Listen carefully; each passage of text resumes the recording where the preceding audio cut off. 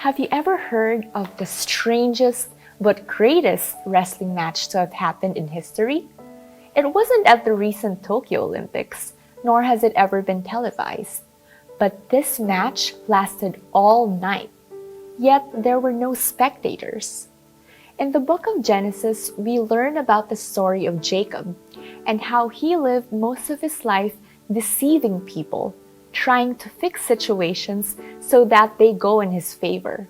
In Genesis chapter 32, verse 24, it says, "And Jacob was left alone, and a man wrestled with him until the breaking of the day."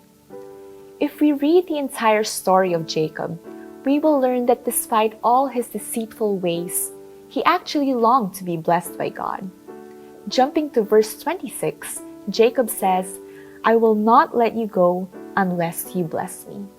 He knew God, God knew him, and God wanted him to have those blessings.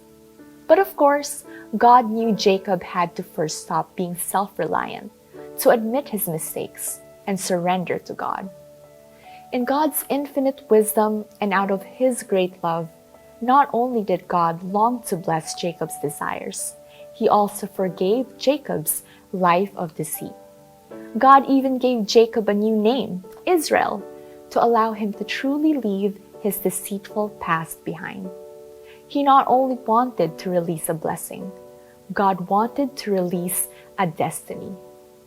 Maybe you've been feeling the struggle too, feeling as if you're out wrestling with God. Maybe you've been carrying around past guilt or shame or pride. Maybe you've been trying to win, but relying only on your own strength. Despite all our past deceit, dishonesty, dishonor, when we surrender and acknowledge these mistakes and cry out to God for forgiveness, He is merciful and gracious and loving and is excited to welcome us back.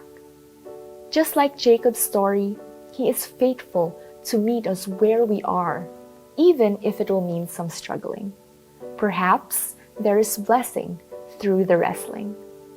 Our God is a God of love, working in us, through us, and with us. When we choose to surrender to Him, past deceit won't define our destiny. When we wrestle with God, His victory is our victory. Have a great day.